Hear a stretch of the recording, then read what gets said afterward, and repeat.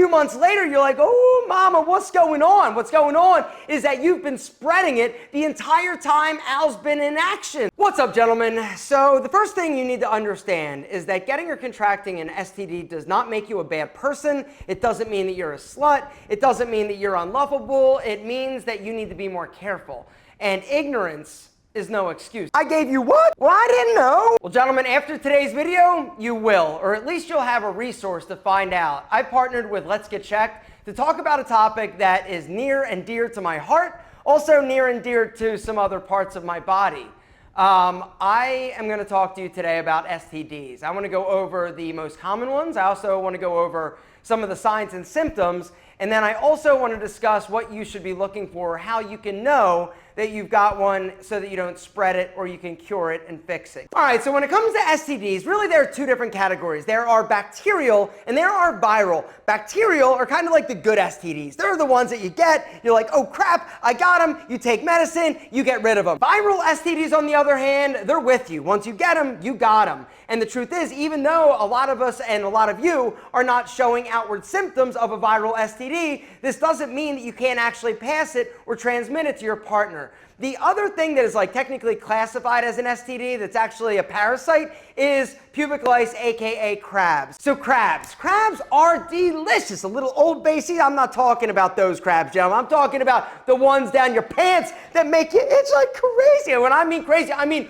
freaking crazy. Hey, make it stop. Oh, you think I'm kidding, gentlemen. I'm talking next level of itchiness. Now, technically, crabs aren't like a sexually transmitted disease, but they're classified that way because most people actually transmit them through getting freaky. But the truth is that you can actually get crabs or pubic lice from sharing a towel, a bathing suit, sleeping in somebody's bed, or going to a place and sleeping in a hotel. A lot of times you get them and you don't realize you have them for like 5 to 15 days. That's how long it takes for it to start like really itching. And all this time you're sharing it, you're spreading it. Now the good news is that all you got to do typically is do a little manscaping, go to the drugstore, get a shampoo, get a little comb, and you can get rid of them fairly easily. The downside is that they itch like a mother.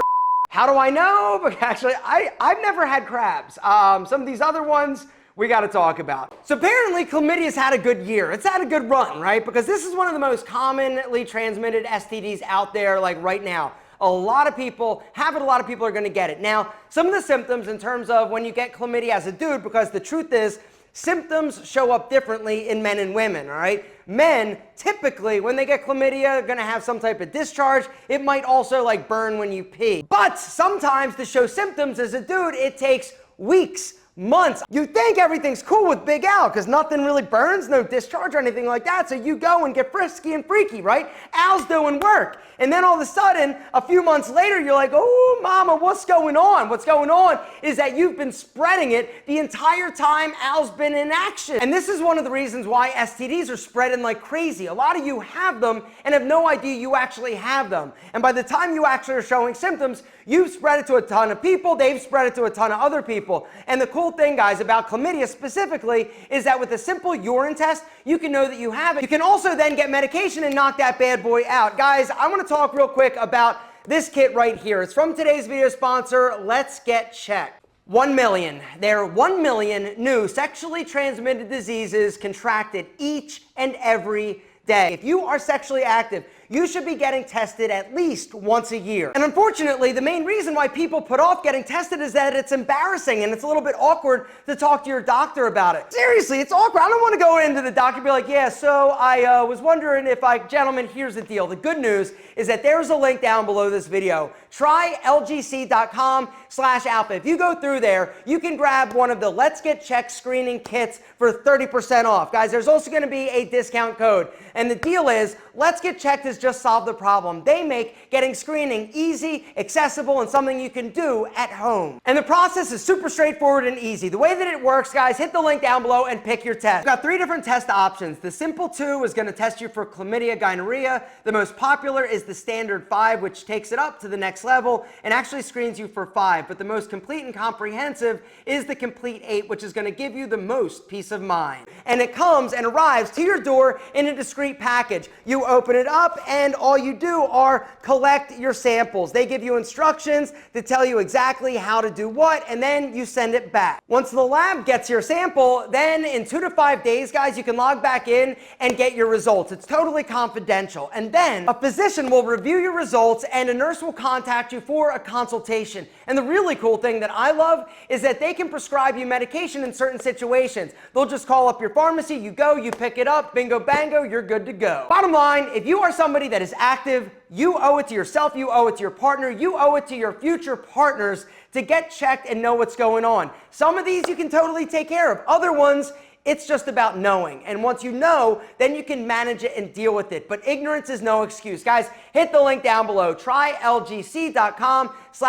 There's also a discount code, alpha30, to get 30% off your kit. Gentlemen, you owe it to yourself to get checked today. The next STD we're going to talk about is gonorrhea. All right, another bacterial infection that you can treat, but you got to know that you have it. Now, some of the symptoms of gonorrhea: frequency or urgency to pee. Another thing is a discharge. Typically, it's going to be like pussy or something. Yeah, not fun in terms of the discharge. You could also have swelling or pain at the opening or your pee hole and your testicles. They can also swell or get painful. The downside to gonorrhea is that it can have long-term effects on your fertility. And so it's critical that you actually get tested. And once again, you can have it and not be showing any signs or symptoms and still pass it. The next STD is syphilis. Al Capone died of syphilis.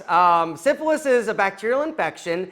It starts with a sore or lesion, typically the genitals, the butt, or even the mouth. And then it goes away. So you're like, yo, I'm cool. And then you get a rash. A lot of times it's on the palms of your hand. The final stage of syphilis, if not treated, is actually brain damage. Guys, the deal is you gotta get checked. Now with syphilis, there are a lot of other symptoms as well, right? Fever, fatigue, weight loss, muscle aches and pains, but these are associated with a lot of things. And so the best rule of thumb is just to get checked to make sure you don't have syphilis. And those are the 3 bacterial STDs. You've got chlamydia, gonorrhea, and syphilis. All right, once again, if you know you have them, you can treat them and excommunicate them from your body. But this next group of STDs, it doesn't work that way. All right, these are viral STDs. The first one I want to talk about is HPV, which is human papillomavirus, aka warts. 80% of people that are active will get or contract the HPV virus at some point in their life. Now, this does not mean that you're going to have warts all over the place,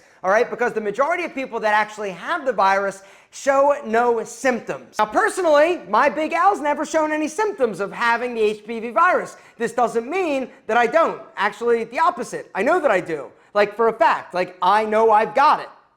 It's a fact. So for most people, HPV is no big deal, right? No problem, because we never actually show signs or symptoms. Now, this doesn't mean we're not giving it out to everybody, because we are. 80% of people, like we said, are going to actually have it or have the virus. HPV is more dangerous for women. It has been linked to cervical cancer, which is why it's important, if you're a woman, to go in and get regular screenings to make sure that everything's cool. If there's something that they see, they're going to like freeze it, remove it, so that you don't actually develop cervical cancer. One of the other downsides to HPV, it has been linked to oral and mouth cancer. And so it's real, like the risks are there, and just because you have it doesn't mean that you can't give it to other people. The next one I want to talk about is herpes. So with herpes, another viral STD, all right? Herpes also has 2 different types, right? Herpes simplex 1 is typically associated with oral or cold sores, right? I have never had a cold sore, but I do know that I have the herpes virus in my body. I actually got tested. All right, the other kind of the herpes simplex 2 is genitals, right? You are possibly going to get an outbreak in your genital region. Now, the truth is that the most common time to spread a virus like herpes is prior to actually having an outbreak. And so just because everything looks cool doesn't mean you're not contracting it or getting it. The other unfortunate reality with herpes is that if you've got like the genital kind or herpes simplex 2,